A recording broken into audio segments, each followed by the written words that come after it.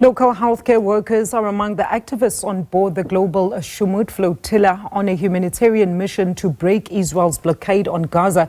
The flotilla is called Sumud, which means steadfast, and is currently carrying several activists from around the world, all with one purpose in mind, and that is to deliver aid to Palestine.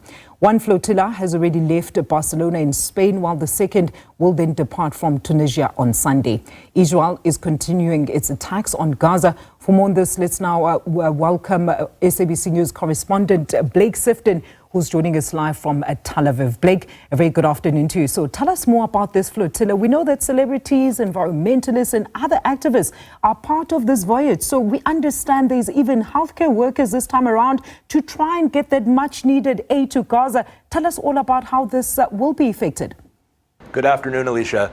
This flotilla that is attempting to break the naval blockade of Gaza is the largest flotilla to ever attempt it. Of course, Gaza has been under naval blockade by Israel since 2007. We understand that some 50 boats with participants from 44 countries are sailing for Gaza. They left on Monday. They're expected to arrive sometime next week. They're going to be meeting up with other boats coming from across the Mediterranean, from Tunisia and from other locations. And we understand that they've been undergoing some repairs along the way, so the timeline of when they'll arrive is unclear. Now, in the past, in June and July, the Israeli Navy has intercepted previous flotilla boats. They've stopped them, they've arrested the activists on board, and they've deported them. However, what's different about this time is that, like I said, there are some 50 boats. So the challenge that will face the Israeli Navy on intercepting such a large number will be different than we've really ever seen in the past before. So it will be interesting to see how that plays out. And we understand in recent days the Israeli Navy has been undergoing exercises in the Mediterranean, which we believe are in preparation for this flotilla. I've also been tracking developments through the various social media posts and platforms about this voyage. And it seems there's so many different dimensions on this particular voyage. What can you tell us about I know you just mentioned there's over like 50 vessels with, of course, support from participants in over 40 countries making this voyage. Talk to us about what exactly are they carrying, who is on board some of these flotillas, and those ships that will also be meeting the flotilla along the route to Gaza.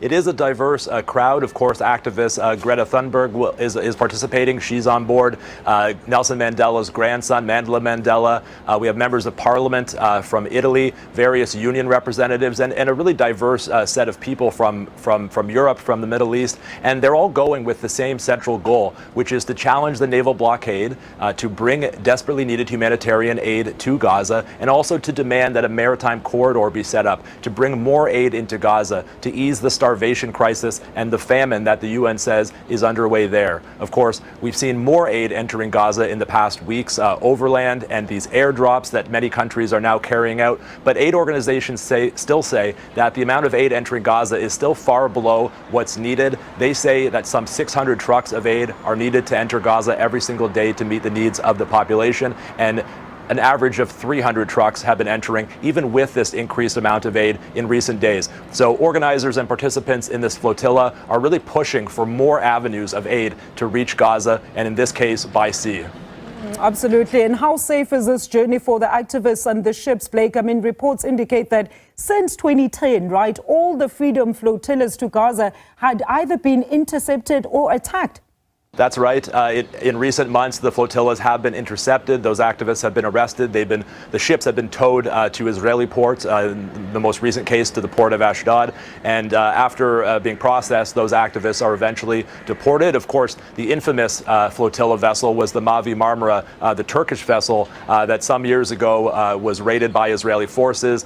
They descended from helicopters, and there were fatalities amongst the activists on that ship. So certainly we don't want to see a repeat of that situation. And in recent years, the Israeli military has improved their capacity to stop these ships without the use of deadly violence. But it does look likely, based on the previous flotillas, that these ships will be stopped at sea, even though the large number of vessels will likely present a more difficult challenge for the Israeli military.